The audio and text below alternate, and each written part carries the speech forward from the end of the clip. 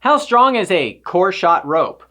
A kern mantle rope like I have here is a outer sheath with some core, and the outer sheath protects the core. Sometimes when a rock rubs or falls and hits the rope, you can damage the outer sheath, showing the core, making it core shot, making it look something like this rather than something like this. And we're going to show you in this episode how strong a core shot rope is.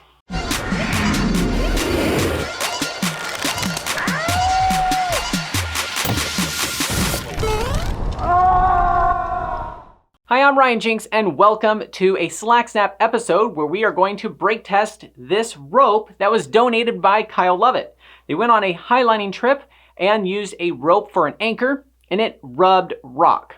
And ropes shouldn't rub rock, but when it does something like this. And it shows the core and damages the outer sheath. So we want to test to see how strong that is, even though if it continues to rub, that's a very big problem. If you found it like this, or you're jugging up a rope, hypothetically, with a 90-pound pack going up the death slabs on Half Dome, and you realize there's a 4-foot section of nothing but core showing, just hypothetically, you might be scared. So let's find out if you're gonna die. So the testing that we did was in 2 figure eights on either end, isolating the problem.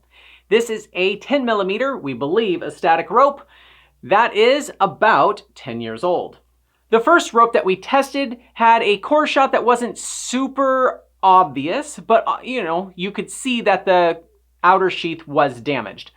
It doesn't exactly look like Mel Gibson in the movie Braveheart, but it is damaged. So we pulled that on the Slack Snap machine and we got 8.95 kilonewtons. And then we took the other sample that we had, and that had a much larger exposed core shot section, very much like the Passion of Christ, and we got 8 kilonewtons. Now, in order to compare apples to apples, we broke 2 spots on the rope that were not damaged, and we got 11.95 and 11.25 kilonewtons on those 2 samples. So we basically got 20 to 30-ish% decrease from a rope that isn't damaged to the one that is. Now that is with this rope that should be a lot stronger if it is technically a 10 mil static. There is a chance with this kind of a pattern that it is dynamic, but the numbers don't change. From what it was to what it went to still exists. So the reason for the lower number, regardless of what kind of rope it is because it is well used, worn, and looks like it's been sitting out in the sun a while.